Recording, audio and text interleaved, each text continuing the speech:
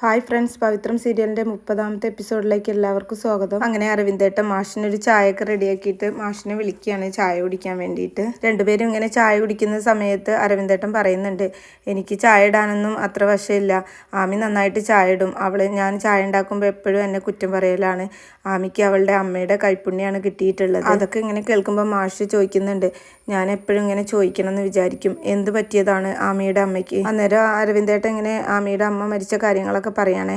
2 വയസ്സായ സമയത്താണ് ആമിക്ക് അവളുടെ അമ്മ നഷ്ടപ്പെട്ടത്.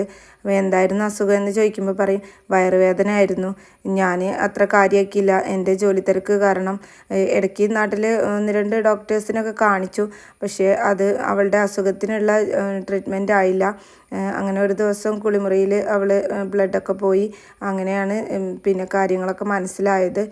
4th സ്റ്റേജ് ആയിരുന്നു, ക്യാൻസർ ആയിരുന്നു എന്നൊക്കെ പറയാം. കുടലിനായിരുന്നു ക്യാൻസർ. അങ്ങനെ ആമിമോളുടെ 2ാമത്തെ പിറന്നാളിൻ്റെ അന്ന് സദ്യ ഉണ്ണണം എന്നൊക്കെ പറഞ്ഞ് സദ്യയൊക്കെ റെഡിയാക്കി വിളിക്കാൻ സമയത്ത് പിന്നെ അവൾക്ക് ബോധം ഉണ്ടായിരുന്നില്ല. അങ്ങനെ ഹോസ്പിറ്റലിൽ കൊണ്ടുപോയി. ആ ഒരു പിറന്നാളിൻ്റെ അന്ന് തന്നെയാണ് അവൾക്ക് അവളുടെ അമ്മ നഷ്ടമായത്. പിന്നീട് ഒരിക്കലും ഞങ്ങൾ ആമിമോളുടെ പിറന്നാൾ ആഘോഷിച്ചിട്ടില്ല എന്നൊക്കെ പറയുമ്പോൾ മാഷി പറയുന്നുണ്ട്, അയ്യോ എനിക്കിതൊന്നും അറിയില്ലായിരുന്നു കേട്ടോ. അത് സാരമില്ല, ഞങ്ങൾ പിന്നെ ഇത്തരം കാര്യങ്ങളൊന്നും ആരെടുത്തും അധികം ഷെയർ ചെയ്യാറില്ല എന്നൊക്കെ പറയുകയാണേ. എന്നിട്ട് മാഷ് പറയുന്നുണ്ട്, അല്ലെങ്കിലും ഭാര്യമാർ പോയി കഴിഞ്ഞ് പിന്നെ ഭർത്താക്കന്മാർ ജീവിക്കുക എന്ന് പറയുന്നത് അത് വലിയൊരു പ്രശ്നം തന്നെയാണ്. അവരുള്ളപ്പം നമുക്ക് അവരുടെ വില അറിയില്ല. നമ്മൾ അവരുള്ളപ്പോൾ വലിയ ആളുകളായിരിക്കും, നമ്മൾ തൊട്ടതിനും പിടിച്ചതിനും ഒക്കെ വാശി പിടിക്കും, ചൂടാവും. പക്ഷെ അവർ നഷ്ടപ്പെട്ട് കഴിഞ്ഞാൽ പിന്നെ ഈ ഭൂമിയിൽ നമ്മളാകെ ഒറ്റപ്പെട്ടതുപോലെയാണ് തോന്നുക എന്നൊക്കെ പറയുമ്പോൾ അരവിന്ദേട്ടനും പറയുന്നുണ്ട്, ശരിയാണ് മാഷ് പറഞ്ഞത്. എൻ്റെ കാര്യം തന്നെ കണ്ടില്ലേ, ഞാൻ അന്ന് അവളെ കുറച്ചും കൂടെ ശ്രദ്ധിക്കണമായിരുന്നു. എൻ്റെ ജോലി ഉപേക്ഷിച്ച് അവൾക്കും വേണ്ടിയിട്ട് ചികിത്സിച്ച് നിന്നിരുന്നെങ്കിൽ ഇന്നിപ്പം ആമിമോൾക്ക് അമ്മയെ നഷ്ടപ്പെടില്ലായിരുന്നു. എനിക്ക് നോക്കാൻ പറ്റുന്നതിനേക്കാൾ നന്നായിട്ട് അവൾക്ക് ആമിമോളെ നോക്കാൻ പറ്റിയിരുന്നു. അന്നേരം മാഷ് പറയാണ്, അങ്ങനെയൊന്നും ചിന്തിക്കേണ്ട, താൻ അവളെ നല്ല പോലെ തന്നെയാണല്ലോ നോക്കുന്നത്. എന്നിട്ട് അരവിന്ദേട്ടൻ പറയുന്നുണ്ട്, ഞാനൊരു കാര്യം ചോദിക്കട്ടെ മാഷെ, ചോദിക്കുന്നതുകൊണ്ട് വിരോധമൊന്നും തോന്നരുത്, ഇഷ്ടപ്പെട്ടില്ലെങ്കിൽ അപ്പം തന്നെ വിട്ടേക്ക്. നമുക്ക് വിക്രമിന് വേണ്ടിയിട്ട് ആമിമോളെ ഒന്ന് ആലോചിച്ചാലോ? അദ്ദേഹം ഇങ്ങനെ ചോദിച്ചപ്പോൾ പെട്ടെന്ന് തന്നെ മാഷ് അങ്ങ് വല്ലാണ്ടായി പോവാണ്. മാഷിന് എന്ത് പറയണം എന്നറിയാതെ മാഷാകെ ഇങ്ങനെ ഉത്തരം മുട്ടി നിൽക്കുന്നുണ്ട്. പക്ഷേ ഇവർ സംസാരിക്കുന്നത് കേട്ടുകൊണ്ടാണ് ആമി വരുന്നത്. എന്നിട്ട് അവൾ ഒന്നും അറിയാത്ത പോലെ ചോദിക്കുന്നുണ്ട്, എന്താ രണ്ടുപേരും ഒരു ഗൂഢാലോചന? ഒന്നുമില്ല, ഞങ്ങൾ ഓരോ കാര്യങ്ങൾ ഇങ്ങനെ സംസാരിച്ചിരിക്കുകയായിരുന്നു. രണ്ടുപേർക്കും ചായ എടുക്കണോ? ചായ ഞങ്ങൾ ഇട്ടിട്ടുണ്ടായിരുന്നു, എന്നാലും ഇത് തണുത്തു, മോള് വേറൊരു ചായ എടുക്ക്.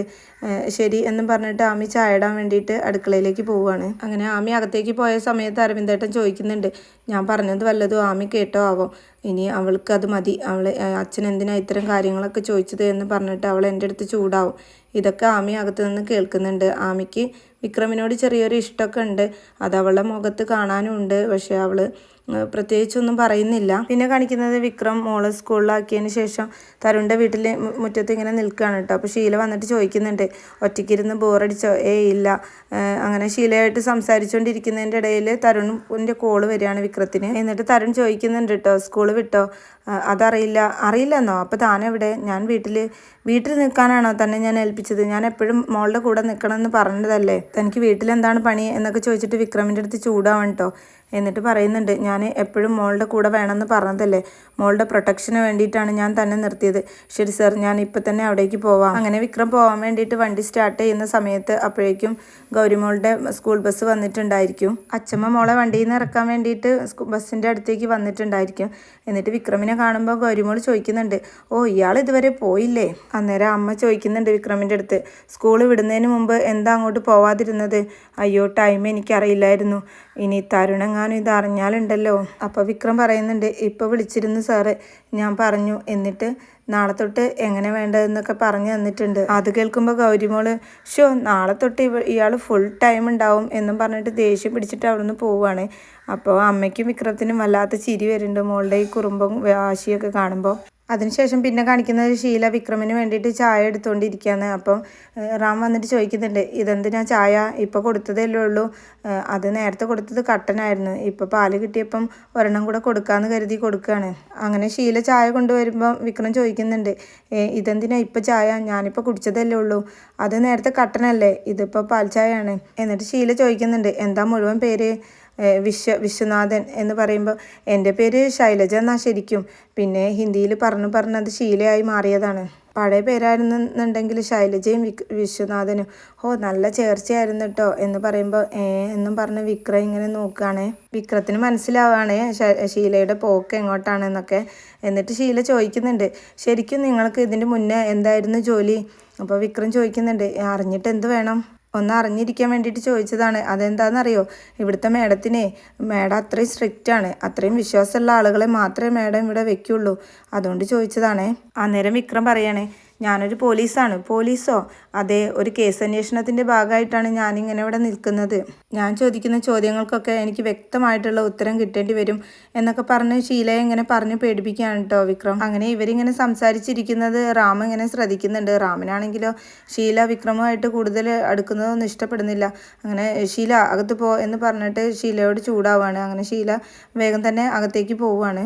അങ്ങനെ പിന്നെ ഗൗരിമോള് അവിടെ കട്ടിലിരുന്നിട്ട് ജനലിൻ്റെ സൈഡിലൂടെ നോക്കിയിട്ട് വിക്രമിൻ്റെ ഫോട്ടോ ഇങ്ങനെ വരയ്ക്കുകയാണ്. ചെമ്പുകാൻ്റെ ഫോട്ടോ ആണ് ഗൗരിമോള് വരയ്ക്കുന്നത്. പക്ഷേ വിക്രം ചായ കുടിച്ചിരിക്കുമ്പം ചെമ്പുകാൻ ചായ കുടിച്ചിരിക്കുന്നത് പോലെയൊക്കെയാണ് ഗൗരിമോൾക്ക് തോന്നുന്നത്. എന്നിട്ട് മോള് പൊട്ടിച്ചിരിക്കുകയാണ്. ആ സമയത്താണ് അച്ചമ്മ പാലും കൊണ്ട് വരുന്നത്. അപ്പോൾ അച്ചമ്മ ചോദിക്കുന്നുണ്ട്, എന്താ ദേ അച്ചമ്മ ഈ ചിത്രം നോക്കിയേ, ഇത് ശരിക്കും ആ ചെമ്പുകാനെ പോലെ ഇല്ലേ? അയാളെപ്പോലെ ഒന്നുമില്ല, അയാളൊരു പാവാണ്. അച്ചമ്മയ്ക്ക് അറിയാത്തതുകൊണ്ടാണ്, അയാൾ ചെമ്പുകാനാണ്. ശരി എൻ്റെ മോള് ഈ പാലൊന്ന് കുടിച്ചേ എന്ന് പറഞ്ഞിട്ട് അച്ചമ്മ പാല് കൊടുക്കുകയാണ്. അപ്പം മോള് പറയും, എനിക്ക് പാല് വേണ്ട, ഞാൻ പാല് കുടിക്കില്ല. എന്നാൽ ഞാൻ ആ ചെമ്പുകാനെ വിളിക്കും. ചെമ്പുകാൻ എന്ത് ചെയ്യും? പാല് കുടിച്ചില്ലെങ്കിൽ ചെമ്പുകാൻ പിച്ച് വിടും.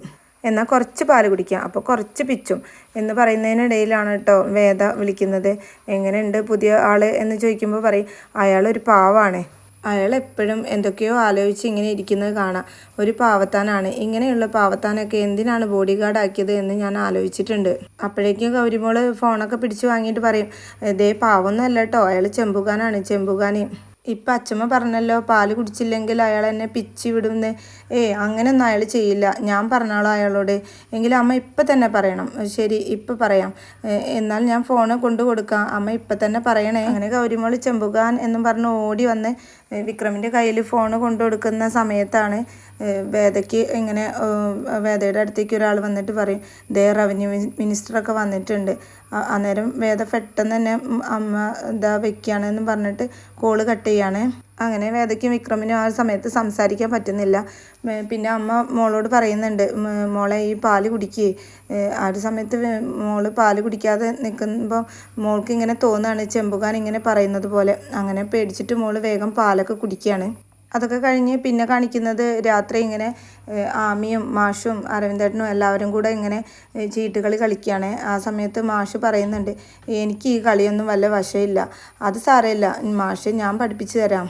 അപ്പോഴേക്കും വിക്രമിൻ്റെ വണ്ടി വരുന്നുണ്ട്. അപ്പോൾ മാഷ് പറയുന്നുണ്ട്, വിക്രം വന്നെന്ന് തോന്നുന്നു, നോക്കട്ടെ എന്ന് പറഞ്ഞ് മാഷ് എണീക്കാൻ നിൽക്കുമ്പോൾ ആമി പറയും, വേണ്ട ഞാൻ പോയി നോക്കാം. അങ്ങനെ ആമി പുറത്ത് പോയിട്ട് അതിലെ പോണ്ട, ഇതിലെ വന്നോളൂ, മാഷ് ഇവിടെ ഉണ്ട് എന്ന് പറഞ്ഞിട്ട് വിക്രമിനെ വിളിച്ചു കൊണ്ടുവരികയാണ്. അങ്ങനെ അകത്തേക്ക് വരുമ്പം വിക്രം പറയുന്നുണ്ട്, അച്ഛന് ഈ കളിയൊന്നും ശീലമില്ലാത്തതാണല്ലോ, അച്ഛനെ എല്ലാ ശീലത്തരങ്ങളും ഇനി ഞാൻ പഠിപ്പിച്ചോളാം എന്ന് ആമി പറയുന്നുണ്ട്.